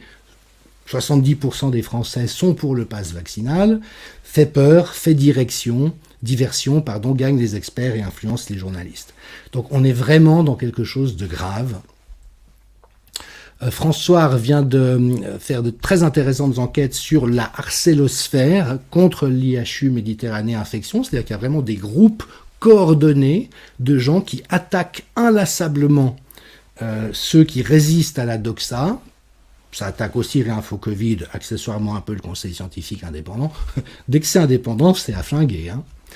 Et puis alors, avec une extraordinaire inversion de l'expertise. Et vous avez vu cette commission qu'Emmanuel Macron veut mettre sur pied pour lutter contre les fake news. Non, mais c'est à mourir de rire. Et vous avez vraiment des gens qui sont des ratés dans leur domaine. Je veux dire, Tristan Mendès France, qui soi-disant lutte contre le complotisme, a relayé des informations selon lesquelles 70% d'appels et d'hospitalisation au Mississippi étaient dus aux intoxications à l'ivermectine. Alors, je suggère aux médecins parmi nous de contacter ce monsieur pour lui expliquer le profil de risque de l'ivermectine, parce que manifestement, il n'a pas très bien compris. Conspiracy Watch, il y a un type qui travaille là-bas, Rudi Reichstadt, il n'a jamais rien fait de sa vie, il s'est uniquement collé des étiquettes complotistes sur les uns et les autres, mais enfin, c'est d'une vacuité intellectuelle et scientifique absolument remarquable. Et puis enfin, un certain monsieur, alors qui maintenant est invité chez Hanouna et chez Morandini, alors qu'il a écrit 3 papiers et demi avec 6 co-auteurs dans sa vie. Puis je vous laisse apprécier le commentaire qu'il a fait suite à une de mes conférences à Liège. Vous voyez, c'est très affûté sur le plan intellectuel. Et donc vous avez des gens, Raoult a parlé là encore d'une délinquance anti-éthique, c'est vraiment qui se comportent comme des malfrats, qui n'ont que des termes injurieux à la bouche et n'entrent jamais dans le débat d'idées, mais qui sont montés en épingle, comme si c'était des experts, pendant qu'on flingue les Raoult. Donc des gens comme ça viennent nous expliquer que Didier Raoult ou que Christian Perron ne savent pas faire de science, ou que John Ioannidis ne sait pas de quoi il parle. Enfin, c'est juste phénoménal comme inversion.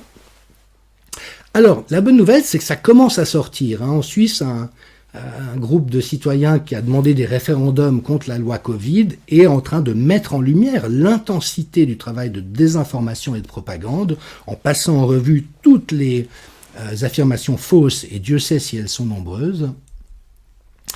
Et donc, ça nous met dans une conscience nouvelle pour laquelle je fais juste un petit écart en vous présentant Jacques Beau, qui lui est un ancien colonel des services secrets suisses, qui a travaillé avec l'OTAN, avec l'ONU, sur les stratégies antiterroristes, et qui explique que depuis 30 ans, nos gouvernements utilisent systématiquement les fake news pour influencer l'opinion publique dans les opérations de géopolitique, et donc il y a une intox systématique.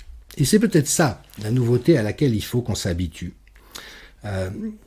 Une amie qui habite en Colombie me dit de manière assez amusante que les Colombiens savent que le gouvernement ment en permanence, donc ils n'ont jamais cru ce que le gouvernement leur a dit par rapport à la situation sanitaire.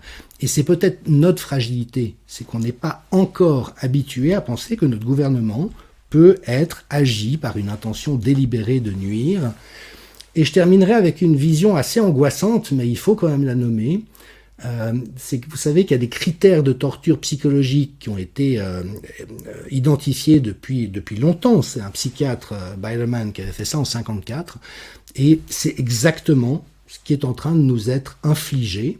L'isolement, priver la victime de tout soutien social, développer une préoccupation intense par rapport à soi-même. Est-ce que je vais rester en bonne santé? Est-ce que je vais garder mon emploi? La rendre dépendante de l'autorité. Monopolisation de la perception. C'est les messages martelés en boucle et éliminer toutes les informations qui seraient en compétition. On a vu comment la presse s'y prend.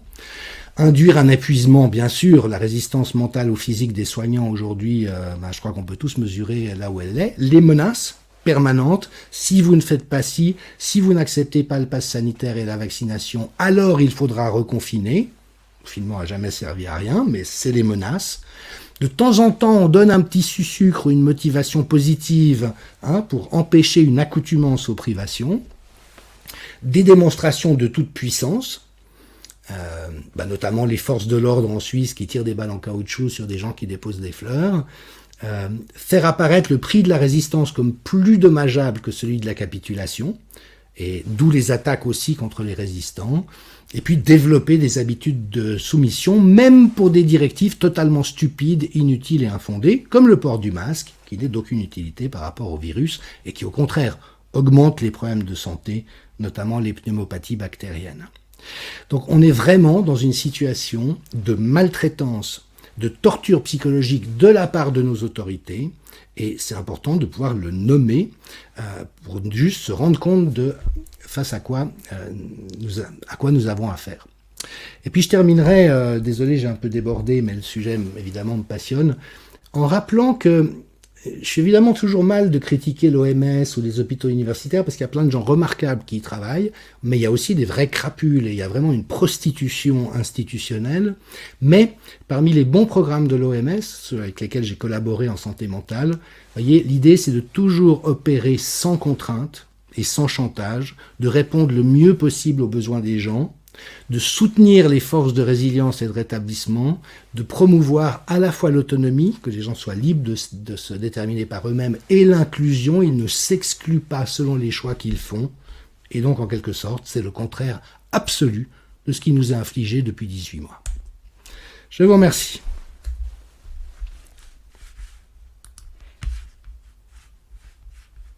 Eh bien, vraiment extraordinaire, Jean-Dominique. On a un peu d'écho. Tu nous as habitués à des présentations formidables. Alors là, je crois que là, tu as complètement dépassé tout avec celle-là. Elle est totalement remarquable et absolument magnifique.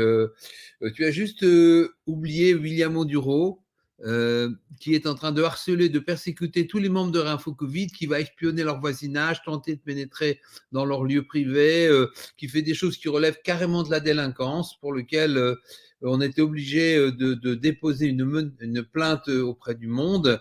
Et c'est vraiment une personne qui fait des techniques de crapules mafieuses, quoi. C'est clair. Aller essayer d'espionner l'environnement, harceler les gens par tous les moyens, c'est totalement inacceptable. Donc voilà. Mais il y avait déjà tellement de choses à dire. Et c'est vrai que je voudrais rajouter que en fait, on est aujourd'hui le principe même d'une secte, c'est de nommer et de neutraliser par avance tous ses détracteurs. Donc, je pense que la lutte contre les sectes nécessiterait d'interdire le gouvernement français, le gouvernement suisse, parce qu'ils se comportent véritablement comme des sectes. Avec, voilà, je vois que tu as dit le beau William Onduro, qui est en train d'harceler tous les gens près à leur domicile, ce qui est totalement inacceptable, manière de faire. Voilà. Et donc, voilà, on a une inversion. Et finalement, les fake news aujourd'hui, c'est le gouvernement qui donne 90% de fake news. Ce sont des gens qui mentent comme ils respirent en permanence. Je me souviens, juin, Macron et Véran disaient à la télévision un jour d'écart ou presque en même temps, le vaccin est extrêmement sûr, il n'y a absolument eu aucun mort en France. Je tape ANSM, 935 morts. Qui ment? La NSM? Ou Véran, ou voilà, effectivement, il y a quelque chose comme ça. Et c'est vrai qu'on a des grands journaux comme l'Express, qui était un grand journal à une époque, qui est devenu un ramassis d'accusations. Et en plus, il y a une sorte de campagne générale d'accusation de toutes les médecines alternatives, expliquer pourquoi les médecines alternatives sont dangereuses, etc. C'est vraiment, non seulement il y a cette attaque-là, mais on voit qu'il y a une espèce de pilonnage systématique sur ça. Le Monde, qui a été un journal extraordinaire, qui maintenant, on le sait, subventionné à plus de 3 millions d'euros par Bill Gates, est un journal qui est un journal de propagande. Et effectivement, les décodeurs du Monde, c'est vraiment du journaliste sans qualification. Voilà. Et on est dans quelque chose qui est, voilà. Et la dernière chose que j'ai envie de dire, c'est, bon, en gros, on a vu que ça sert à rien, que ça marche pas, c'est dangereux. Le but, c'est quoi? Pourquoi veut-on vacciner tout le monde? Voilà la vraie question. Alors, je vous laisse la parole. Emmanuel, Hélène? Oui, pourquoi on va vacciner tout le monde? Il faut lire, je le répète encore, le livre The Great Reset du Forum économique mondial. Il faut aller regarder sur le Gavi, je ne sais plus ce que ça veut dire exactement comme acronyme, mais c'est le groupe pour la vaccination universelle, quoi, l'initiative vaccinale. Il faut regarder sur la fondation Bill Gates. Voilà, c'est un plan qu'ils ont depuis longtemps et c'est un plan dans la santé, mais qui n'est pas indépendant de l'économie. Voilà, ils veulent restructurer l'économie et contrôler la population sur la base de la santé, c'est-à-dire par les QR codes qui sont associés à la vaccination. C'est un moyen de contrôle par la santé des populations. Voilà, il faut lire, c'est pas du complotisme, c'est écrit, c'est expliqué. J'avais fait un article sur les simulations de pandémie. Il faut lire ça parce que tout est vraiment expliqué, justement, toute cette propagande. Par exemple, ils disent, sur la simulation de 2017, à un moment, les gens vont se désintéresser de la maladie parce qu'ils vont s'apercevoir qu'elle est pas si grave, en 2017, hein. Donc ils vont demander aux personnalités, aux acteurs, aux sportifs de faire de la enfin, en gros, de faire de la propagande. Bah, c'est ce qu'on voit maintenant. Ils essayent de demander, par exemple, aux sportifs aux acteurs de faire la propagande pour la vaccination. Bah, ça marche pas. On a vu des Américains, des joueurs de baseball, là, récemment, qui disent: «Bah, non, moi, je me ferai pas vacciner parce que j'ai eu la covid, je suis donc protégé, j'ai été infecté», voilà. Donc ça marche pas, comme sur des roulettes, quoi. Oui, on a même Eric Clapton qui a été vacciné et qui a eu les mains paralysées et qui était très en colère contre le vaccin et qui a dit: moi, je l'ai vécu, donc je ne parlerai pas je ne jouerai pas dans une salle où le pass sanitaire sera obligatoire. Il a pris des positions. Il en a. Vous avez vu, il y a un perchiste, je crois, un autre sportif qui ont dû arrêter leur carrière parce que comme ils étaient vaccinés. Et on voit ça tous les jours. Ça, c'est vraiment quelque chose que l'on voit tous les jours euh,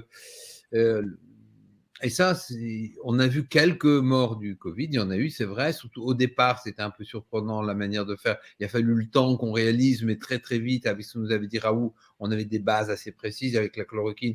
On aurait déjà éliminé une grosse partie des décès en soignant les gens et en les laissant pas mourir chez eux. N'oubliez pas que l'épidémie, dans les eaux usées, on a vu déjà les premières présences dès le mois de juillet et que après les Jeux olympiques militaires à Yuan en octobre, il y avait eu des taux très élevés et les gens ne mouraient pas. Pourquoi? Parce qu'on laissait les gens soigner. Donc, les gens sont morts parce qu'on a interdit aux médecins de soigner. Et aujourd'hui, les médecins qu'on soignait, voilà, sont. Alors, je vous passe sur ce qui se passe, les nouvelles qu'on peut avoir, parce qu'avec le syndicat, on a énormément d'informations qui nous remontent en direct de partout. Je vous rappelle qu'on est bientôt 6000 en un mois, hein, bientôt 6000 personnes au syndicat.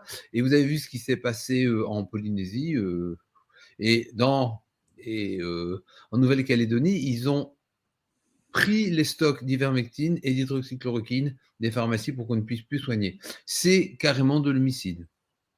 C'est de la non-assistance à personne en danger, de l'organisation de la mort volontaire. Et ça, c'est du crime contre l'humanité qui est totalement imprescriptible. Et je ne pense même pas qu'un président de la République soit une immunité quand il fait un crime contre l'humanité. Voilà, c'est. Oui, une question dans le chat qui est, à mon avis, assez pertinente. Donc, en fait, on parle de la prolongation de l'état d'urgence à compter donc, du 13 octobre. Donc, des internautes se posent la question de comment sensibiliser justement les députés à la situation dramatique, en fait, liée justement à ces injections géniques. Bah, déjà, on peut dire qu'il faut regarder les chiffres officiels du nombre de contaminations et du taux de positivité. Je crois que je l'ai regardé hier, le taux de positivité des tests PCR, il était de 0,8%. Donc on n'a jamais été si bas. C'est compris dans la fourchette de faux positifs, donc ça veut absolument rien dire. Donc, bon, le réseau Sentinelle n'a toujours pas publié le typage des virus respirateurs qui circulent, mais en Allemagne, on a vu qu'il y avait quasiment plus de SARS-CoV-2, de virus de la Covid. Donc voilà, pourquoi prolonger un pass sanitaire alors qu'il n'y a plus de virus? Bon, ça ne veut pas dire qu'il ne reviendra pas, qu'il n'y aura pas d'autres virus à la fin octobre, il va y avoir d'autres virus respiratoires, forcément, comme d'habitude. Mais pourquoi prolonger le pass sanitaire contre un virus qui ne circule plus? Voilà. Déjà ça. Bon, après, leur montrer les rapports d'effets secondaires, d'effets indésirables, c'est quand même, voilà. Après, je ne sais pas, il faut leur écrire individuellement, les rencontrer dans leur permanence, je ne sais pas quoi faire. Mais je ne comprends pas comment des gens comme ça, des députés, ne sont pas du tout au courant de ce qu'on fait, de ce qu'on dit. J'avoue que j'ai du mal à comprendre. C'est ce que nous disent Martine Vonner, ce que nous disent Michel Rivasi. Non, ils ne sont pas au courant, ils ont peur. Mais enfin, il y a bien un moment, il va falloir sortir de ça quand même, qu'ils aillent regarder les chiffres officiels de leur gouvernement. Enfin, je ne sais pas ce que vous en pensez. Je n'arrive pas à comprendre qu'ils aient encore peur et qu'ils n'aient aucune information indépendante. Je ne comprends pas. Merci. On a aussi élu des députés qui étaient pour la plupart des députés qui n'avaient aucune expérience. Et puis, on se trouve vraiment dans un moment où il y a une intoxication collective et les gens qui ne vont pas faire l'effort de venir vers le conseil scientifique indépendant, vers d'autres modes d'information, sont vraiment martelés, et voilà. Et puis, on a aussi toute une série de gens qui disent c'est l'autorité qui nous dit de faire ça, donc il faut le faire. Souvenez-vous de la fameuse histoire des gens qui font arriver les trains à l'heure. Et n'oublions pas qu'à l'époque, ils ont quand même terminé au bout d'une corde. Et dire ah oui, mais on me l'a dit, mais c'est la loi. Et nous avons été reçus il n'y a pas très longtemps par les responsables de l'ARS qui affirmaient des choses dont on sait aujourd'hui, le fameux 80% de non-vaccinés en réa, dont on sait que ces chiffres-là de l'adresse étaient faux. On a eu beau leur dire, vous savez que c'est faux, ça a été démenti. C'était impossible de faire autrement. Et la conversation s'est terminée avec des gens qui étaient polis et courtois, avec le fait de dire, attention, il faut que vous regardiez ce qui se passe. Est-ce que vous allez être conscient, est-ce que vous allez oser être dans la désobéissance civique, ou est-ce que vous allez continuer à appliquer des mesures alors que toutes les informations nous disent qu'elles sont dangereuses? Et je voudrais terminer aussi sur tous les échos qu'on a de tous les... et vous donner quelques nouvelles du syndicat et toutes les informations qu'on a. D'abord, il y a beaucoup, beaucoup plus de soignants qui ne sont pas vaccinés qu'on ne peut le dire. L'autre fois, on a vu une information sur l'APHM, donc l'APHM de Crémieux, qui est devenu le domaine de la chasse gardée de Crémieux, et qui disait aux gens qui croyaient dans les couloirs, c'est pas quelques petits cons qui vont nous empêcher d'imposer la vaccination à tout le monde. Eh bien, il y avait la semaine dernière 2717 personnes de l'APHM en arrêt maladie, c'est-à-dire 22% alors, il y a des gens qui sont réellement... voilà, mais on a là-dedans énormément d'opposants, et plus tous ceux qui restent là et qui ne sont pas. Donc, il y avait peut-être 30% d'opposants. Et la réalité est là, et on voit le nombre de services qui ferment. Et sur le fil Telegram du syndicat, on publie tous les jours la liste des services qui ont fermé, puisque les gens nous les envoient. Et voilà. Et on a une réalité avec des soignants qui sont dans une extrême difficulté, des gens qui se trouvent seuls avec des enfants privés de salaire ou devoir jouer à la roulette russe, et qui ont vu arriver dans le service des gens vaccinés qui sont morts, qui ont vu arriver dans les services des gens avec des infarctus, avec des situations... Parce qu'un infarctus à 70 ans, on va dire oui, ok, c'est 70 ans, mais un infarctus à 20 ans, on sait très bien qu'un infarctus à 20 ans, ça n'existe pas. Sauf malformation exceptionnelle, c'est un cas dans le monde par an, quoi. C'est des choses exceptionnelles. Et là, c'est nué. Plus tous ces effets secondaires qu'on voit, ces enfants qui perdent la vue. Il y aurait en France actuellement 800 personnes qui auraient perdu la vue avec le vaccin. C'est absolument énorme. Absolument énorme. Oui, tout en sachant qu'il y a une sous-déclaration des effets indésirables, puisque c'est déjà, il faut faire le rapport. Il y a des gens qui font le vaccin et puis qui ne font pas le rapport. Il faut que les médecins fassent la déclaration. Il faut qu'elle soit prise en compte. Enfin, voilà. J'avais lu quelque part, je crois que la NSM ne prenait en compte les décès que des gens de moins de 55 ans. Je crois qu'au-dessus de 55 ans, ce n'était pas pris en compte. Je ne sais pas si tu as vu ça, Emmanuel. Oui, je l'ai lu aussi. Ouais. Donc évidemment, les gens qui meurent au-dessus de 55 ans, c'est pour la NSM, ça ne peut pas être le vaccin, c'est juste une mort naturelle. On ne meurt pas tellement à l'âge de 55 ans. De nos jours, l'espérance de vie, c'est quand même plus proche de 80-90. Quoi. Oui. Voilà. Bien. Jean-Dominique, tu veux réagir encore ? Non, si ce n'est peut-être pour rappeler ce que disait Louis en entrée, c'est que la guerre, c'est long. Effectivement, on est soumis à une maltraitance collective inimaginable, à toutes ces déformations de langage sur lesquelles il faut être très vigilant, je crois, notamment rappeler que s'il y a autant de soignants qui refusent l'injection génique expérimentale, c'est pas parce qu'ils sont contre les vaccins. Ils sont souvent acquis, en tout cas, aux vaccins qui ont un bon profil de sécurité, mais c'est qu'ils veulent pas recevoir une injection génique expérimentale qui va aller trafiquer à l'intérieur de leurs cellules avec des protéines synthétiques. Et donc, il y a des raisons tout à fait légitimes de s'opposer à ça et le redire, j'ai envie de dire aussi inlassablement que le discours des autorités.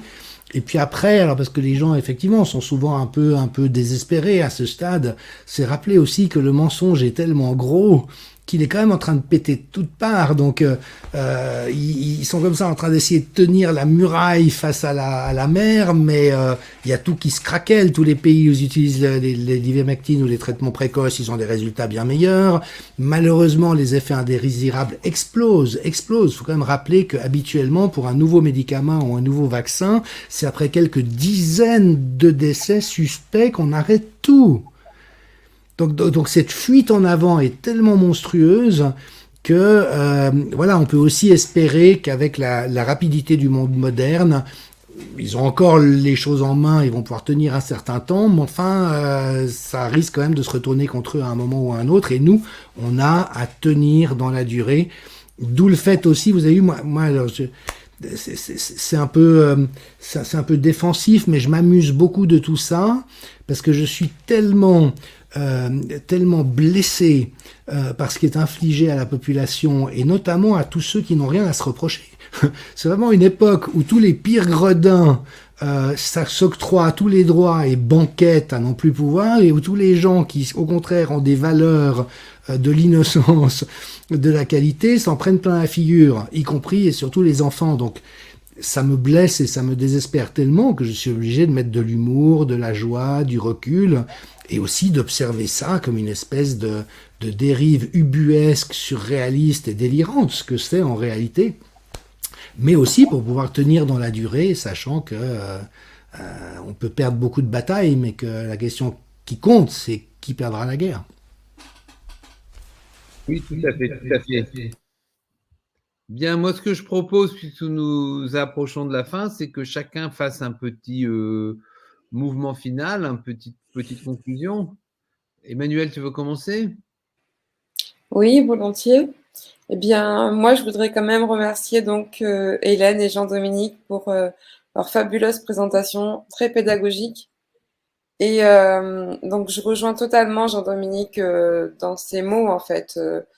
Le problème, c'est que quand on touche à ce qu'il y a de plus sacré aux enfants, on peut créer une guerre civile. Et je crois que ces pervers narcissiques n'ont juste pas idée, ou alors peut-être que c'est volontaire, ça je ne sais pas, mais n'ont pas idée de là où, enfin, de là où ça peut aller. Donc oui, je pense qu'il faut voilà, continuer à se serrer les coudes, continuer à persévérer. Et donc voilà. Hélène? Oui, bah voilà, en ce moment, il y a de grosses attaques donc, contre nous, hein, sur les réseaux sociaux. Il y a des suppressions de comptes, tout ça. Donc, bon, peut-être qu'on va moins pouvoir s'exprimer. Donc, les personnes qui nous écoutent, ben voilà, il faut peut-être réutiliser les anciennes méthodes, le bouche à oreille, aller voir ses amis, discuter avec eux, voilà. Faire passer nos infos par d'autres moyens. Bon, je sais qu'il y a des messageries chiffrées, tout ça, j'utilise pas beaucoup ça, mais voilà. Voilà, il faut faire passer nos infos, contre cette propagande que nous a décrite, Jean-Dominique, hein. Et puis le truc, c'est que tous les jours, la pression monte. On a l'impression ils appuient sur le couvert de la cocotte minute, mais quand est-ce que ça va péter, quoi? Et bon, j'ai l'impression quand même que les gens qui se posaient pas de questions commencent à se poser des questions, mais c'est long vraiment de devenir conscient. Voilà, c'est ça qui est long, qui me désole un peu. Oui, oui, oui, tout à fait. N'oubliez pas vous pouvez nous retrouver sur Chrome Bunker et n'oubliez pas d'aider Chrome Bunker, hein. C'est une toute petite structure qui ne vit qu'avec vos dons et ça fait partie de ces résistants qui garantissent l'indépendance des médias. Grâce à eux, évidemment, YouTube, voilà, vous avez vu, YouTube a encore augmenté ses critères. Demain, on va cligner les yeux, on va se faire exécuter. Ça devient vraiment, voilà, on va devoir réciter voilà, il y avait un personnage par le passé qui s'appelait Torquemada. Je ne sais pas si vous vous souvenez. C'était le confesseur d'Isabelle la catholique. C'était le grand inquisiteur qui a fait brûler des bûchers extraordinaires un petit peu partout. Voilà. Aujourd'hui, on a l'impression que YouTube, c'est Torquemada. Voilà. Mais on sait ce que devenu tout ça. Voilà. Avant de conclure, donc je vous donne donc des nouvelles du syndicat. Continuez à adhérer massivement, continuez à vous défendre. Ça ne durera pas éternellement. Organisez-vous. Vous n'allez plus au restaurant, faites la fête avec des amis chez vous. Vous pouvez pas aller au ciné, c'est pas grave. Les nouveaux films sortent heureusement maintenant très rapidement sur Internet. Organisez des séances de cinéma chez vous. Organisez des fêtes. Et en quelque sorte, la pire chose que vous pouvez faire sur ces gens-là, c'est leur dire: vous savez, on continue comme ça, on a une autre vie, vous êtes dans… Quelque part, votre âme, c'est la société de consommation, mais on s'en fout de la société de consommation. On est tellement heureux entre nous, quand on s'aime, quand on est proche, quand on est dans l'inverse de vos valeurs, c'est-à-dire… l'amitié, la solidarité, le respect réciproque, l'amour des êtres humains qui sont autour de nous. Et ça, ces valeurs-là, elles sont absolument indestructibles. C'est vrai, ça va durer longtemps. C'est vrai que ce célèbre personnage, j'avais dit, c'est la guerre et la guerre, ça dure longtemps. Donc, il faut tenir. Et je pense qu'on va essayer de tenir là. Et je pense qu'on va tenir bien parce que ceux qui restent, ce sont les gens les plus déterminés. Louis, tu veux nous dire un mot? Ah bah avec plaisir, j'ai un peu loupé les choses et donc je vais devoir regarder après quoi. La faute à des réunions internes de l'info Covid à pas d'heure. Donc vous imaginez qu'on travaille pendant ce temps, en fait on fait pas rien. Mais donc là je chope quelques mots au vol pour sentir que c'est la conclusion en fait, et l'idée d'aller galvaniser un peu le moral des troupes. Et ouais, c'est long, mais en fait pour aller vers l'alternative, qui doit plus être une alternative et devenir l'institution, en fait, hein, c'est un peu le principe. Si vous continuez à parler d'alternative, ça restera une alternative qui sera dans un coin et qui sera foulée aux pieds par le pouvoir. Donc, il y a vraiment besoin de faire sécession et de transformer l'alternative en l'institution. Et pour ça, il faut être patient, méthodique, organisé et surtout pas désorganisé, surtout pas dans les passions. Au contraire, voilà, c'est un jeu de go. C'est très lent, c'est calme, on a le temps de réfléchir. On n'est pas dans vous savez, des échecs, parfois on tape sur un truc pour aller le plus vite possible. Mais parfois on se gratte la tête pendant des heures et ça va. Et donc, tant que vous suivez le rythme de la narration gouvernementale, en fait, vous allez toujours être pris de vitesse, puisque c'est le principe même de la disruption qui est enseigné dans toutes les écoles de commerce, toutes les écoles d'ingénieurs et toutes les écoles d'administration aujourd'hui, qui est à l'œuvre. La disruption, c'est quoi? C'est de vous couper l'herbe sous le pied en permanence et de toujours vous prendre de vitesse parce que par définition, vous devrez vous mettre en conformité. Et puis, que si on vous a pris de vitesse, ça fera exploser le groupe social qui ne sera pas capable d'appréhender ce qui est en train de se passer et que ça prendra le pouvoir. Bon, bref, c'est l'objet d'une de mes thématiques de recherche. Et si vous vous laissez disrupter en permanence, en fait, vous n'arriverez à rien. Donc, l'idée, c'est de ralentir le rythme au contraire. Dès que vous voyez un mail avec marqué urgent, 3 petits points, tout va bien. Et donc, tout va bien, soufflez un grand coup. La réalité, c'est que heureusement qu'il y a quand même des gens qui vont dans la rue et qui s'énervent parce que ça permet qu'on ne soit pas en tôle aujourd'hui. Et donc, il faut de tout. Il faut des gens qui sont contre, des gens qui sont à côté, des gens qui sont dedans. Et pour vous donner encore un peu d'espoir, il y a beaucoup de gens dedans qui commencent à prendre conscience que quelque chose ne va pas. Et je vous le dis par des témoignages directs de gens qui sont à des postes administratifs extrêmement importants, à l'université, à la fac de médecine, dans des bureaux de députation ou des choses comme ça. Et en fait, ils sont tout à fait au clair sur ce qui se passe, par exemple, sur la vaccination. Eux, ils font pas semblant. Sauf qu'ils savent pas encore comment faire pour mettre un levier, pour mettre une paille dans l'engrenage. Parce que eux-mêmes sont emportés par le déferlement totalitaire. Mais ça veut dire qu'à toutes les strates de notre société, les gens commencent à se bouger, et ça, c'est très bon signe. Et chaque annonce gouvernementale fait beaucoup plus que tout le travail qu'on a pu faire. En une seule soirée, Emmanuel Macron a réussi à convaincre plus de gens qu'il y avait un problème que nous en un an. Mais pourtant, ça fait 1 an et demi qu'on parle de déferlement totalitaire. Donc, attendons la prochaine. On aura encore du monde. Et ça, c'est la dernière chose que je voudrais dire, c'est qu'il va falloir accueillir les gens.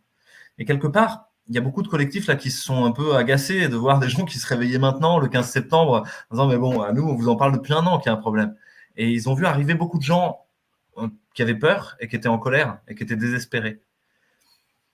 Finalement, c'est tout l'enjeu. Parce que tout l'enjeu de l'institutionnalisation de l'alternative, c'est ça. C'est d'accueillir les gens qui sortiront du système et d'être capable de les laisser se déposer dans une matrice organisationnelle, sociale, sociétale, éthique, intellectuelle, qui fasse sens, qui leur permette justement de se déposer et d'arriver à se structurer.